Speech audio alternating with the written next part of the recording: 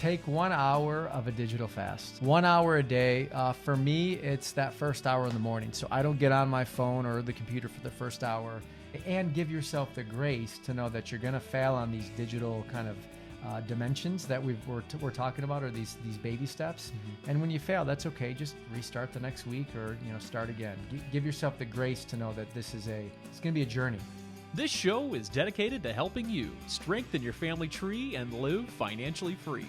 Welcome to the Marriage, Kids, and Money podcast, everybody. This is Andy Hill, and today we're talking about digital wellness. As busy employees and entrepreneurs, we can often get plugged into our phones, you know what I'm talking about, or our laptops for the majority of our waking hours. This can often have an effect on our marriage and our relationship with our kids. Now, I'm no Luddite. I need this thing, man. Actually, I currently live with the moniker of digital entrepreneur because I make money through podcasts, social media, blogs, YouTube videos, and even TikTok lately. So how can someone like me be digitally well while making a living with my device? Well, I've invited an expert to help me and you with this new age conundrum. Mark Ostach is our guest today. Mark helps people find the courage to connect with themselves, their purpose, and with people in their lives, both online and offline. Mark's goal is to restore energy and focus to organizations battling modern life's nonstop pace and growing sense of disconnection. As a nationally recognized speaker on digital wellness, Mark has been featured in USA Today. He's done 2 TED Talks, and he's spoken to thousands of people all over the world. When Mark isn't helping people find their courage to connect, he enjoys writing music and going on walks with his family. Welcome to the show, Mark. Thanks for having me, Andy. Absolutely. Well, this is a topic that I am constantly trying to improve as a father, as a husband, as a business owner or small business owner. So let's talk about what digital wellness means. What does that definition actually mean? Yeah. So for a quick disclaimer before we start, This conversation is not meant to make you feel guilty about how many times you check your phone or check your email, or make you feel like you need to dodge me if you see me in the streets of Detroit. Good. That's a good clarification. The conversation today is just 2 dads trying to figure out how to manage digital life and real life. And I think that goes for a lot of people listening in today, is like, how do you manage your digital demands while following through on your real world commitments? And there's no perfect science. So today's conversation is more of an awareness and things I've learned through my journey along the way. I love that. Good disclaimer, everybody. There's the disclaimer. Absolutely. So back to your question. What is digital wellness? I get this question a lot, and I'd like to invite people into the metaphor of looking at our digital life the same way we look at our physical life. Mm-hmm. So think of the digital calories that you consume each day, the content behind the screen that you view, the binge watching that you do, the polarizing headlines from the news, or the drama that exists on social media often. All those things are digital calories that you're consuming that impact your digital wellness. So being digitally fit doesn't mean that you're anti-technology. It just means you're really hyper attuned to the content that you consume. And on a day where you're feeling down in the dumps, and you take kind of inventory of the digital calories you've consumed to that point, you might have a chance to give yourself a better half of the day by being mindful of your digital wellness for the second half. And that could be taking a break from technology altogether, or using technology as a way to inspire, motivate, uplift through text, encouragement, things of that nature. So digital wellness is an umbrella that sits across your mind, your body, your spirit, and how you kind of show up. Yeah, this isn't about cursing people for using their phone or anything like that. This is about how we can take advantage of the blessing of this technology that we have in our hands, these supercomputers in our hands, and creating a wellness. And I like how you liken it to the calories, because people can think of their physical wellness in the same fashion. If I ate a bunch of candy this morning and I'm wondering why my stomach doesn't feel that great, you can kind of liken it back to what you might have consumed with your phone as well, right? Yes, yeah. And you see that when you go into conversations, let's say with your spouse, right? It's like you're coming back from office, or you're coming out of your office, your home office, and you're stepping into kind of dad life for a minute. And you notice that you're still kind of thinking in the background of your mind, either the digital obligation of texts you didn't get back to, or emails you flagged that are still on your mind, or you read a story, for example, that was just kind of polarizing in nature. You didn't necessarily subscribe to the content before you just kind of picked up and checked. I like to refer to our impulsive checking patterns as the holy trinity of checking: Gmail, Facebook, and Instagram, or whatever your third one is. Yeah. It's like your thumb just kind of does this, like, without even knowing it. So all that's to say is that when you then go to step back into the real world conversation with a spouse, that background is you're internally distracted. So it's really hard to kind of totally shut things off. So I just like to encourage people to be mindful that these devices are tools, but they can also be black holes of temptation if we're not mindful of their impact on how we think, feel, and behave. Absolutely. Well, I understand your motivation for caring about this today as a father, as a husband. What originally encouraged you to go down this route? You're going back in the skeletons in the closet. That's right. The year was 2003. Truthfully, the year was 2003. I was a junior in college, and I was going through a breakup, and my ex-girlfriend was posting pictures on MySpace of her new life. This grand new boyfriend she had that wasn't me. And I found myself kind of in this pitfall of knowing that hurt, that truth hurt, but then almost like this inability to stop checking and looking. So I felt the emotional tug of war that existed in my online life and in my physical reality. And that birthed this awareness that what I do on the internet impacts my emotion and mood. And as a Enneagram type 2 helper, or as a ENFJ, which is just like the touchy-feely type, right?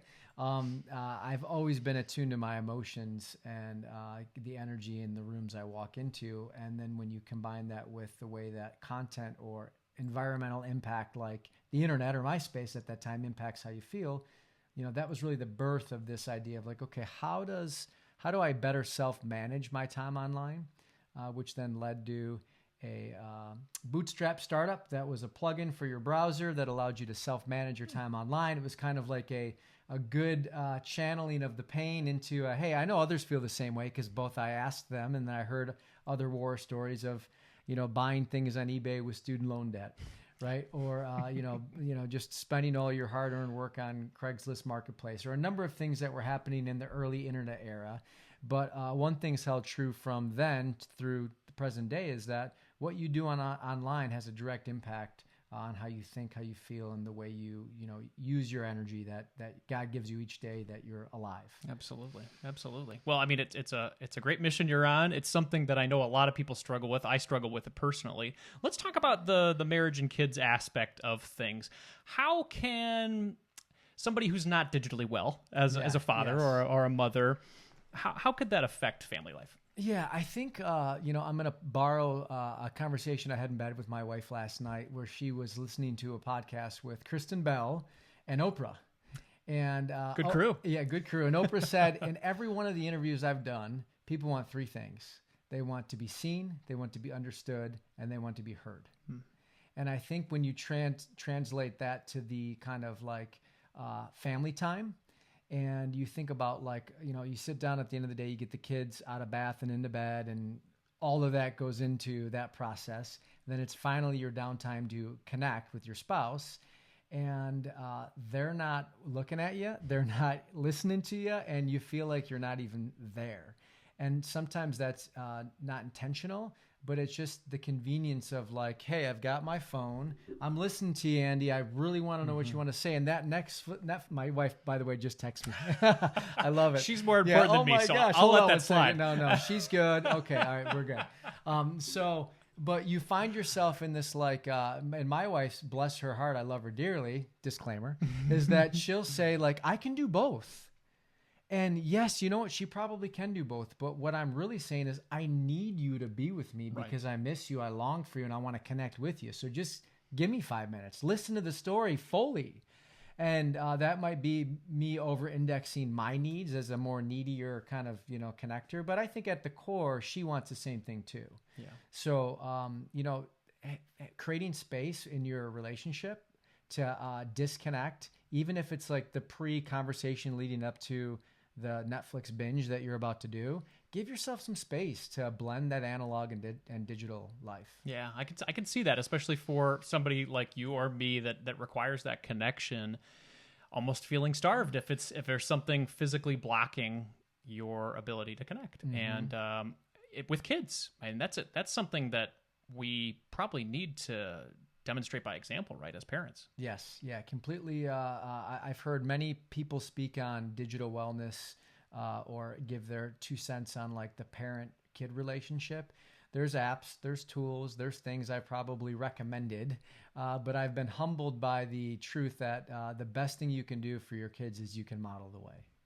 And that's probably the hardest truth to accept often when, you know, we've got the demands of sometimes more than one job and more than one plate that we're spinning that's got to keep the lights on and the mortgage paid, et cetera, et cetera. And you lose out on the fact that, like, if I'm telling my 12-year-old or my 6-year-old, put your iPad away or, you know, get your phone away from the dinner table, but then I'm making exceptions for myself, that's a counter-cultural message to our kids. And, you know. Oh, absolutely. And I will label myself as a hypocrite right away because I do that to my daughter. She likes her phone and she likes to watch her shows and things like that. And fidgets are a really important thing for her right now. They like to play with fidgets. There's fidget videos and things like that. Yeah. And I'm often being like, hey, you've been on your phone too long, or, you know, you need to put that away. But then am I limiting myself in the same fashion? Right. And quite often I'll say that I'm not. I need to improve there. The things that I say that she needs to do as a responsible person with their phone or their devices, I need to be modeling as well. And I think that's a really good point because she's going to listen more if I show her the way as opposed to finger wagging and telling her what's right. Yeah, and I heard a term once called weapons of mass destruction. Or, I'm sorry, weapons of mass distraction. Distraction. Yeah.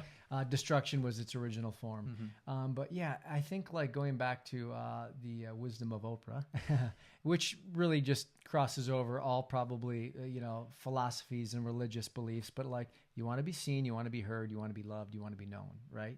So if you are distracted from those truths, which most of our life, most of the days we are susceptible to that distraction, how do we ground ourselves or center ourselves? Just giving ourselves 10% more of a likelihood of showing that person the love, the respect, the attention that they deserve and need. And it starts with kind of how do we do that for ourselves so that way we can fill ourselves up with enough listening, patience, and compassion for ourselves, and then pour that out to others. It's not easy, Andy. I know you know that. Yeah. I even think of another funny story that I heard recently back to like the marriage dynamics. But there was a wife that had, confessed in a session I was leading that she goes to bed and snuggles with Instagram. Now, she shared this as if Instagram was this human being. Yeah. But what she was saying was like, I just want to go lay in the fetal position in my bed and snuggle with Instagram, and many of us use alcohol, caffeine, sugar, media as ways to distract us from the pain of the day. And there's so much pain in the world we're living in. Yeah. So there's a lot at play in our digital wellness, knowing that your emotional connectedness, your mental health, your spiritual health, all of these things are playing into how we're kind of interpreting our digital lives. But again, just be mindful, and I'll look to the listeners. Be mindful that you want to be known, you want to be heard, you want to be loved, you want to be seen. You don't need to necessarily express those things just through social media and what you do online. And that's the age-old like axiom of like, how do you do that as a content creator? Sure. And as a self-promoter and all these things, it's just really, I don't have all the answers, but I do have some important prompts that we're talking about today. Well, I think we started today because originally I reached out to you via email. Yep. And we connected through my Calendly app or whatever, and we had some conversations there, and we were set to talk to each other on Skype or Zoom. Yep.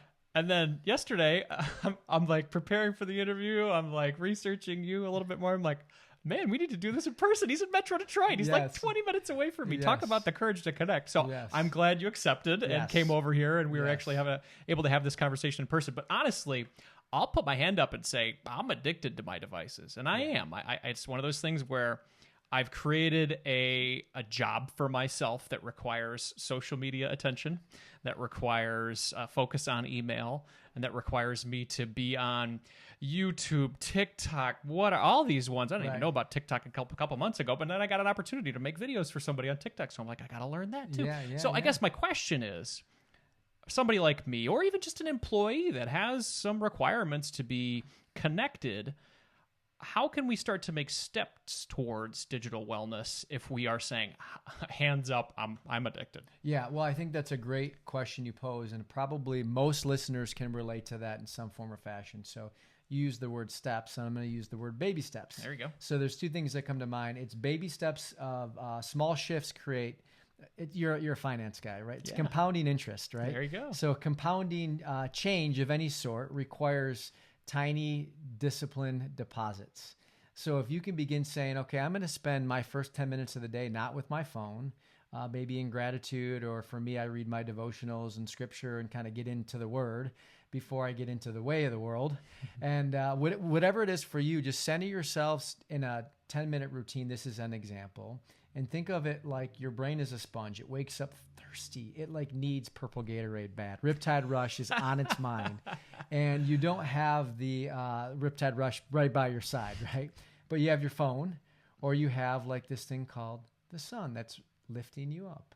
And then you have these rhythms that invite you into giving thanks and praise for what the day beholds, and that you're breathing again, that you're standing again, that your eyes see again.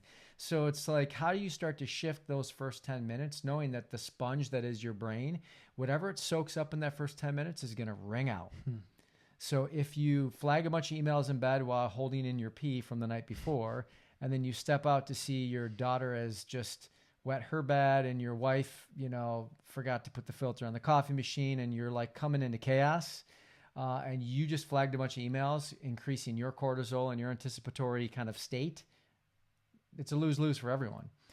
You hop into a moment of gratitude, you get in your routine of stretching, you don't have your screen in front of you, just your first 10 minutes, you walk into that situation, you might have a little bit more awareness to respond to your wife and your daughter than you would if you were to react to them when you're already in a heightened state from the digital kind of drama you just consumed. Yeah. So a baby shift is your first 10 minutes.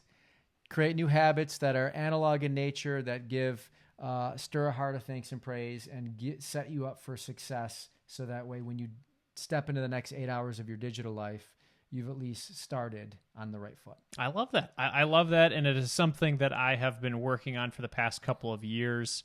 One thing, I think maybe in the last, call it 6 to 9 months, it was that moment of what's right next to me when I wake up. Mm-hmm. And I think it was watching The Social Dilemma that changed that for me, the Netflix documentary, where it was next to me because it was convenient, it was charging, and I could look at it before I went to bed, and I could look at it when I woke up. But then I realized, why is that my first reaction, right?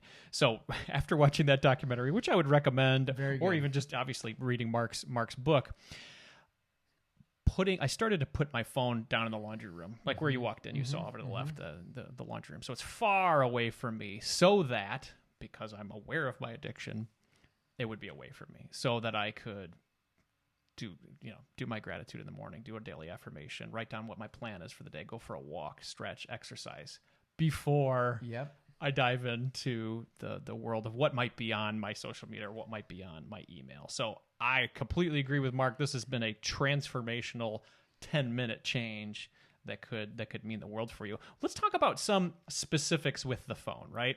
Before you go there, I just had this moment of the mom listening to say, but I have a 2-year-old and a 1-year-old, and my first 10 minutes is jeopardized 50% of the week. Interesting. It could be a mom, could be a dad, doesn't have to be a mom. Yeah. But it's also not a perfect science. You don't need to do it every day. Right.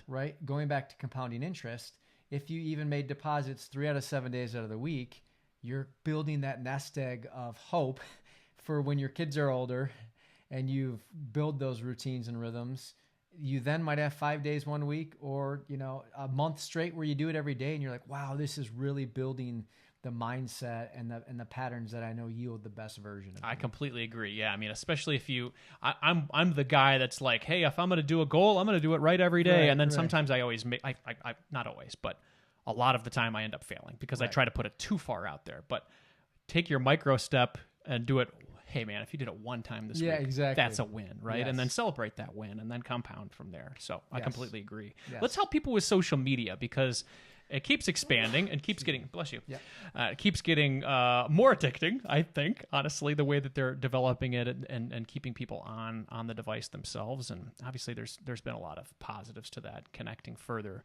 But what are some habits, some healthy habits we can have with social media that could make the consumption not bad, but a way for us to be digitally well? Yeah, I like that. So in the book, Courage to Connect, the way that I have kind of laid out, it's a book of stories that encourage meaningful connections. And at the end of each story, it's giving the reader a moment to reflect on the story they read and then invites them into a way to connect online and a way to connect offline. So as an example, there's a story in there about there's a gentleman that I met. I won't share the whole story other than to say that it was a homeless man that I met in the streets of Detroit. And we had what started off as a 2-minute encounter that led to a 2-month experience. You'll have to read it. But what the story taught me was the importance of caring for others, not controlling the outcomes that you often kind of make up in your mind when you're in that space of wanting to control. So then translating that to your online and offline life is how do you invite people into a moment for caring online? And that could look as simple as making a random donation to a GoFundMe page that you read a story that you connect with and you're like, oh my gosh, I can't believe this family's going through this. I feel encouraged to give. Give. Don't just wait for the moment to pass. Don't click to the next tab. Give. And you know what? You might even want to share so others can give.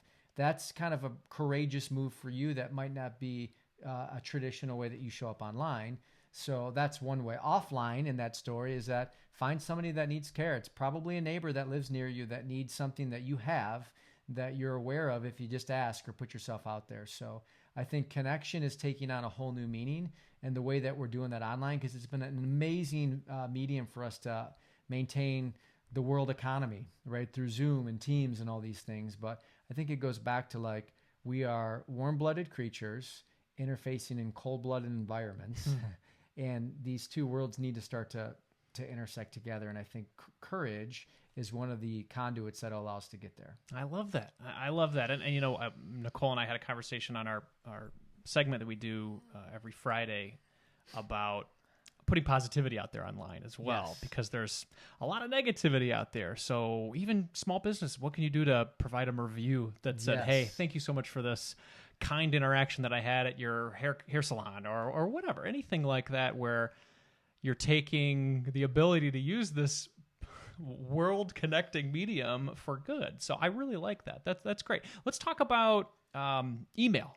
Obviously, email can be something that can grab a hold of us, and it seems never ending. Are there any healthy habits that we can be better with our email? Honestly, I struggle with it. I struggle with it. I tried I think maybe I read the 4-hour work week maybe 8 years ago or something like that. And he's like, just check it for 10 minutes. And then, you're saying that that's the time. I do that to an extent, but I'm still bombarded in there. And it just seems like a never ending hole. I don't know if there's any other suggestions you have with regard to that. I'd say that's my vice too. Yeah. If there's one vice, it's email. That's where I'm checking most. And part of it's rooted in fear, right? Yeah. Fear and compulsivity. But like, I had this interesting experience where 2 years ago, I officially went independent. So prior to that, I was hustling on the side and building my brand and my following, the whole bit. And I noticed that in the transition from being a contributor to small teams in both tech companies and creative agencies, and then transitioning on my own, just the sheer amount of email I got was less. So that was like a step toward like realizing. I heard the great Ashton Kutcher say that email is everyone else's to-do list for you. That's so true. Email is everyone else's to-do list for you. So just by sheer like numbers of like interfacing with 15 people on a small team daily and emails back and forth and Slacks and the whole bit, it just compounds over time. And then you just have more meetings, more opportunities to say yes or no, and more guilt to drive you towards getting invited to things that you don't necessarily need to be on. So shrinking that time gave me the awareness of, okay, the digital day has leaned up for me. And then how do I then put that with a discipline around like waiting for that contract to come back signed, right? Right. And also realizing that like really nothing good happens over email after like 11 p.m. at night, I've learned, So just create some boundaries of like, if you are a compulsive checker like you and I are, just make a commitment to yourself that you're not going to let email define your success, nor are you going to let it define your sleep patterns. So those would be two spaces, success and sleep, that I would try to remove email away from. Yeah, because it is amazing that one digital something on your phone could interrupt your night's sleep. Yes. It's amazing and sad. So with that in mind, as you're saying, create those boundaries so that it's not interrupting your sleep, your health, your mental wellness, right? To move forward. So I completely agree with you there. Absolutely. So one other area that I wanted to focus on is we talked about kids a little bit, and we talked about their ability to handle these devices and the adult nature that we're having of this conversation right now. Is there a too early for kids to have their devices? Is there a safe zone? Is it all particular? What do you think? Yeah, so I'm going to give a short answer and then dive into a kind of a different dimension within the kids. But I think that as parents, you are your best observers of your kids' behavioral kind of journey, their needs, the uniqueness that makes them. So I don't think there's a one-size-fits-all answer. I think it's more about like, how close are you to your kids? And when the time comes to allow your kid to get a phone or allow your child to play, online video games or whatever their flavor is, invite them into the conversation. Hey, how many hours do you think is enough for you this week? Give them kind of the power just to see if they might even have a number less than you or some sort of boundary that is better than yours, right? So invite them into the conversation. The other thing, just of the observation of the touchscreen generation, right, which is our kids, is a couple of things that I've just been kind of like reflecting on lately, Andy, is like, how many times do our kids have us say, hey, let me take a picture real quick? It's like these kids have like paparazzi parents that we are guilty of. And it's like, when you think about the forced emotional state of like, I know you had a temper tantrum 30 seconds ago, but grandma wants a picture with you so she can share on social media. Even if this event was a complete bust and everyone's ready to go home because they're over-sugared and overtired, let's get that picture that displays what I'm calling a state of gramfulness. So it's like you've got sheer, you're grateful and you're experiencing the great things that happens when you're together as a family. But oftentimes we're more focused on capturing the gramful experience. And I think not only do our kids get the short end of the stick in that experience, but we're also losing out on opportunities to truly connect with the kids. My wife and I experienced this on Lake Michigan 2 weeks ago on our summer vacation, where my wife, like, she's definitely the Instagram like expert, like with stories and stuff. I'm on Instagram, but I don't know how to do any of that stuff. So she's getting the sunset picture. The kids are holding hands. And I just got done with like 2 minutes earlier, a meltdown with my daughter with the sand and it like all over her body. Yeah. And my son, it was too cold to go swimming and it just rained. So like he's testing the waters on trying to go swimming with his like, civilian clothes on. Right. So like there was high intensity leading up to what the audience, the users, the followers saw, which was this gramful moment of our kids on Lake Michigan. And all the while I was actually wondering, did we really experience with all of our five senses what our children were just doing? Walking on the sand, digging up shells. Wasn't a perfect day, but it was a perfect moment. Or were we technically focused on getting the story, capturing the moment, putting the filter on there, and displaying it for those that could see? Yeah, right? It's true. And I see myself doing that. And actually, I see my kids almost, I don't want to say rolling their eyes because they're not rolling their eyes, but feeling a little bit disappointed that I'm stopping the moment for the picture. Yes. It's like, Dad, let's just do something. And I'm like, well, I want to capture it so that we remember, whether I post it on Instagram or not. I like collecting these photos so that, because I have a horrible memory, I like looking back and remembering these. So this is the same argument my wife and I are in, and I'm not going to immediately put you on the in the same place, but it's like it's like the our long-term memory was developed for us to store things of significance. And the way they become significant is if we experience them with all our senses. So you go to the Comerica Park or Tiger Stadium for the first time, you smell the hot dogs, you feel the sunshine walking into the Comerica Park, right?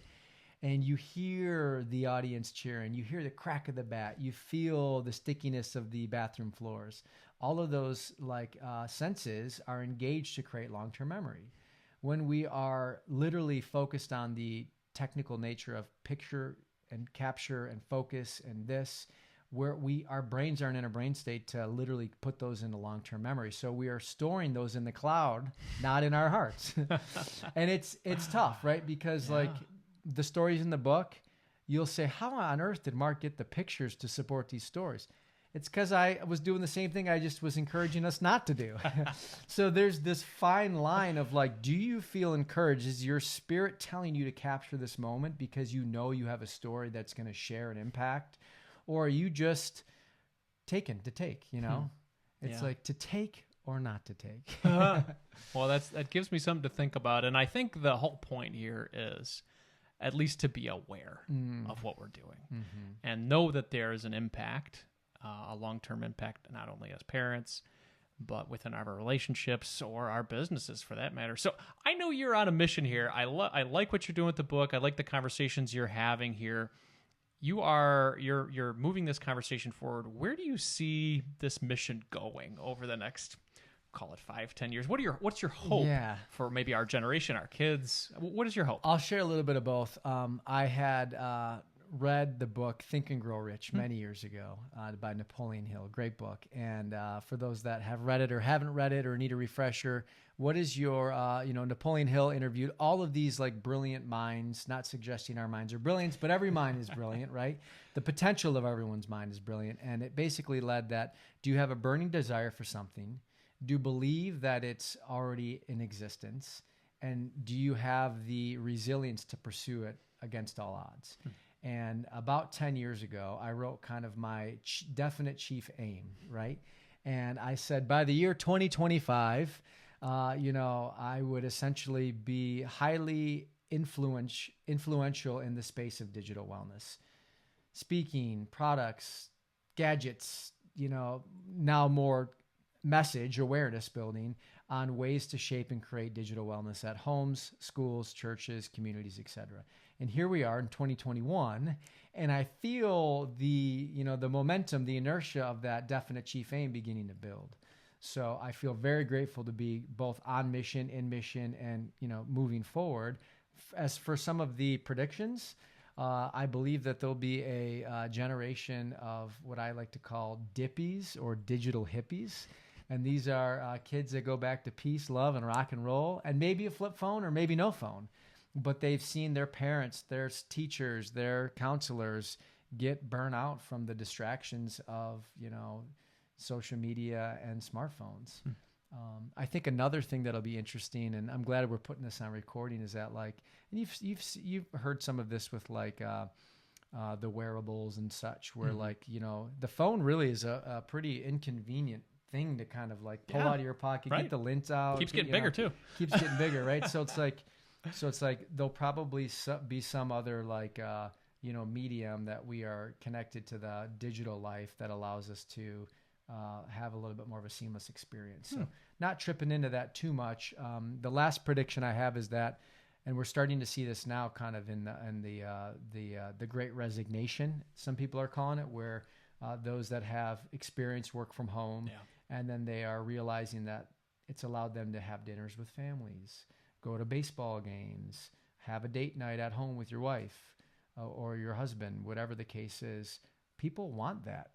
And that's becoming an expectation. I believe employees now have the power to demand that. So the Great Resignation is people that are coming in to say, to conscious awareness, to say, I want that. And if you're not offering that, I'll find it somewhere else. Oh, and P.S., I think the industry or the work I was doing didn't provide any meaning to my livelihood.